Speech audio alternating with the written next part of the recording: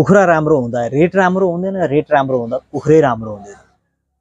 केही समय पहिला कुखुरा यति राम्रो भइरहेको थियो, रेटै राम्रो थिएन। अहिले 2082 साल वैशाख महिनामा कुखुराको रेट एकदमै राम्रो छ, तर कुखुरै राम्रो भइरहेको छैन। अहिलेको यो अवस्थामा कुखुरामा सबभन्दा मेन किसानहरूलाई सताइरहेको भनेको CRD, क्रोनिक रेस्पिरेटरी डिसिजेस, जुन हो सास प्रणालीको रोग हो। जसरी मानिसहरूलाई रुगाखोकी लाग्छ, त्यसै गरी कुखुराहरूमा लाग्ने, हामीले सजिलो भाषामा भने कुखुरामा लाग्ने रुगाखोकी हो, जसले गर्दा कुखुराको घाँटीमा बलगम जम्ने, घ्यारघ्यार गर्ने, छ्याकछ्याक गर्ने समस्याहरू आउँछ।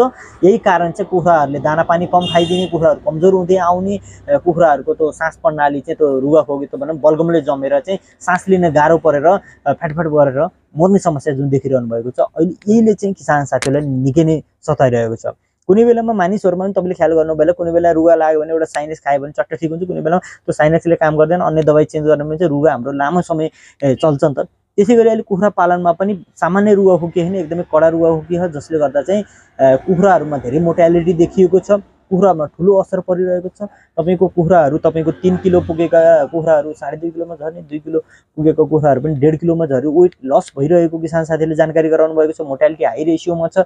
1000 कुखुरा पाल्नु भएको किसान साथीले 40-50 हजार दबाईमा खर्च गर्दा पनि दबाईले काम गरिरहेको छैन, कडा दबाई चलाउनु भयो तर पनि कुखुराहरूमा कुनै पनि राम्रो असर देखिएको छैन भने किसान साथीले जानकारी गराउनु भयो। खास गरी हेर्ने भने कुखुराहरूमा रोग लागिसकेपछि हामीले सही समयमा त्यसको पहिचान गर्न सकेनौँ र सही समयमा हामीले त्यसलाई कुनै औषधि गर्न सकेनौँ भने त्यो कुखुरामा रोगलाई निको पार्न, झनै यो CRD रुगाखोकी कुखुराको निको पार्न निकै नै गाह्रो छ साथीहरू। कुनै बेलामा चाहिँ चट्टै काम पनि गर्छ, जब सामान्य हुन्छ के। त्यही भएर हामीले के विचार गर्न पर्यो कि एक चल्ला हाल्नु अघि हामी प्रिपेयर हुनु पर्यो कि अहिलेको यो मौसममा CRD 100% देखिन्छ नि, यसको हामीले प्रिभेन्सन गर्नुपर्छ भन्ने मान्छे मनस्थिति लिएरै बस्नु होला तपाईँ। कि CRD देखिसकेपछि म चलाउँछु होइन, कि CRD देखिनु भन्दा नै पहिला नै तपाईँले प्रिभेन्सन रूपमा तपाईँले औषधि चलाउनै पर्छ। यदि तपाईँले त्यो गर्नु भएन भने तपाईँको कुखुरामा 100% CRD प्रवेश गर्छ। त्यो चाहिँ अहिलेको सिजनमा कुनै पनि किसान साथीहरू घ्यारघ्यार छ्याकछ्याकबाट कुखुरालाई आफ्नो जोगाउन सक्नु भएको अहिलेको समयमा कुनै पनि किसान हुनुहुन्न। मलाई हेर्यो भने WhatsAppमा तपाईँको दिनमा हेर्नु 100-200 मेसेजहरू आइरहेको कि किसान साथीहरूको समस्याहरूको आफ्नो समस्या भनेको सबै समस्या CRDकै छ क्या होइन। त्यसै गरी कुखुराहरूमा तपाईँको चल्ला हाल्नु भएको छ, चल्ला हालिसक्नु भएको छ भने तपाईँले भेटनरी डक्टरको अनुसार, पशु चिकित्सकको सल्लाह अनुसार कि कुन कुन बेलामा होइन तपाईँको प्रिभेन्सनको लागि दबाई चलाउने, कुन दबाई चलाउने, कुन एन्टिबायोटिक चलाउने या तपाईँको आयुर्वेदिक दबाईहरू चलाउने, जसले गर्दा CRD प्रवेश नगरोस् होइन। हामीले के हुन्छ कि पहिलेबाट त्यसलाई चलाइरह्यौँ भने CRD प्रवेश गर्न गाह्रो पर्छ क्या, किनभने त्योसित लड्ने केही चिज त्यसको शरीरमा हुँदा हुँदै CRDले प्रवेश गर्दैन कि। हामीले आफूलाई रुगाखोकी नलागोस्, मौसम परिवर्तन भइरहेको छ, तातो पानी खाने, त्यही अनुसार हाम्रो खानपिन राम्रो गऱ्यौँ भने हामीलाई पनि रुगाखोकी लाग्दैन। रुगाखोकी हल्का सिम्टम देखिने बित्तिकै हामीले तातो पानी तताएर या अन्य सामान्य दबाई खायौँ भने पनि हामी ठिक हुन्छ। तर बढिसकेपछि टन्सिलमा परिवर्तन हुन्छ, अन्य तपाईँको बढ्दै आउँछ, ज्वरो आउन थाल्छ, के न हुन्छ नि त। त्यसै गरी कुखुराहरूमा हल्का लक्षण, कुखुराहरूमा बिमार हुनलाई ब्रोइलर कुखुरा चाहिँ जति छिटो बढ्छ नि, उनीहरूले दाना खायो भने तपाईँको हेर्ने भने 15-20 मिनटमा पचाइसकेका हुन्छन् क्या। त्यसै गरी रोग पनि तिनीहरूलाई हेर्ने पनि एकछिनमै लाग्छ। तपाईँले 1-2 घन्टा पहिले राम्रै देखिरहनु भएको कुखुराहरू एकैछिनमा छ्याकछ्याक घ्यारघ्यार गर्न थाल्छन् कि। त्यति जति छिटो बढ्छ त्यति छिटो नै यसलाई रोग लाग्ने गर्दछ। अब कुरा आउँछ कि रोग कसरी पत्ता लगाउने, रोग लागेको छ भनेर कसरी थाहा पाउने। सुरुवाती हामीले जब सुरुवाती चरण हुन्छ नि कुखुराहरूमा छ्याकछ्याक, त्यो थाहा पाउनुको लागि हामीले थाहा पाइँदैन कि जब कुखुराहरू मर्न थाल्छ तब गएर थाहा पाइन्छ। झन् नयाँ किसान साथीहरूलाई त यो के हो भन्ने नै थाहा हुँदैन नि त।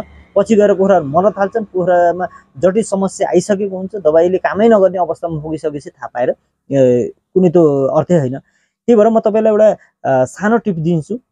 तपाईँले के गर्नुहोस् कि सक्दोसम्म अब 1 दिनदेखि 5 दिनसम्म त हामीले नर्मल एन्टिबायोटिक चलाएका हुन्छौँ, टेम्परेचर मेन्टेन गरेका हुन्छौँ, त्यो बेलामा चाहिँ खासै देखिँदैन। 8-10 दिनसम्म खासै मेरो विचारमा CRDको समस्या देखिँदैन। यदि तपाईँले राम्रो ब्रुडिङ गर्नुभएको छ भने, यदि ब्रुडिङै तपाईँले मिस्टेक गर्नुभएको छ त्यो त 2 दिनबाट नै तपाईँको CRD देखिन सक्छ।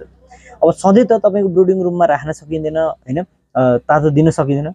तपाईँले अब सिम्टम थाहा पाउनुको लागि डेली तपाईँले ब्रुडिङ गरिसकेपछि चल्लाहरूमा ब्रुडिङ ओपन गर्दाखेरि होइन, ब्रुडिङ तपाईँले तातो दिन छोड्दाखेरि चाहिँ तपाईँलाई हल्का सिम्टम आउन सक्छ। त्यो सिम्टम थाहा पाउनुको लागि तपाईँले के गर्नुहोस् कि राति अँध्यारोको बेलामा, साँझको अँध्यारो भइसकेपछि तपाईँले एकछिन बत्ती बन्द गर्नुहोस्। त्यो लेयर्स होस्, लोकल होस्, तपाईँको ब्रोइलर होस्, बत्ती बन्द गर्नुहोस्, एकछिन कराउँछन्। र तपाईले बत्ती बन्द गरेर पनि खोरभित्रै रहनुहोस्। एकछिनपछि तपाईले पनि अँध्यारो बिस्तारै हल्का कुखुराहरू के कस्तो अवस्थामा छन्, हल्का अँध्यारोमा पनि हल्का हल्का देखिन्छ तपाईको, त्यस्तो पुरै अन्धकार हैन, हल्का हल्का देखिन्छ तपाईको, बाहिरी कतिको लाइटबाट पनि देखिन्छ। कुखुराहरू एकछिन कराउँछन्, क्याक क्याक कराउँछन्, चल्ला छ भने चिचिन्ची गरेर कराउँछन्। एकछिनपछि 1-2 मिनेटपछि चुप्प लागेर बस्छन्। 2-4 मिनेटपछि चल्लाहरू चुप्प लागेर बस्छन्। तर बत्ती बन्द गरेर चाहिँ एउटा ख्याल गर्नु होला, कुनै बेला चल्लाहरू अँध्यारोको कारण तर्सिन सक्छन् हैन। त्यही भएर सानैबाट चाहिँ यो बानी पार्नु होला, तर्सिन सक्छन्। तपाईले यसो चल्लाहरूको गतिविधि चाहिँ यसो ख्याल गर्नु होला, कुनै बेला खप्टिनु पनि सक्छन् डराएर। तपाईले बत्ती बन्द गरिसकेपछि 2-3 मिनेटपछि चल्लाहरू कराउन छोड्छन्। 1-2 मिनेट त एकदमै कराउँछन्, चिची गर्छन्। कराउन छोडिसकेपछि तपाई गोर गरेर सुन्नु होला, कतै छ्याक छ्याक हल्का तपाईको नर्मल सिम्पटममा हामीले छ्याक छ्याक कतै सुनिरहेका छन्, घ्यारघ्यार सुनिरहेका छन् भने तुरुन्तै दबाई चलाइहाल्नुहोस्। त्यो छ्याक घ्यारघ्यार जुन सुरुवाती छ्याक घ्यारघ्यार दिउँसोको बेलामा सुनिदैन। दिउँसोको बेला कुखुराहरू एकदमै हल्ला गरिरहेको हुन्छन्, बाहिरी हल्ला हुन्छ, शान्त वातावरण हुँदैन हैन, कुखुराकै चलमल हुन्छ नि त, कराइरहेको हुन्छ, यताउता दाना पानी हुन्छ, त्यो छ्याक घ्यारघ्यार सुनिदैन कि। बढिसकेपछि एकदमै हाई भइसकेपछि कुखुराहरू भ्याकु जस्तो कराउन थालिसकेपछि मात्र थाहा हुन्छ कि।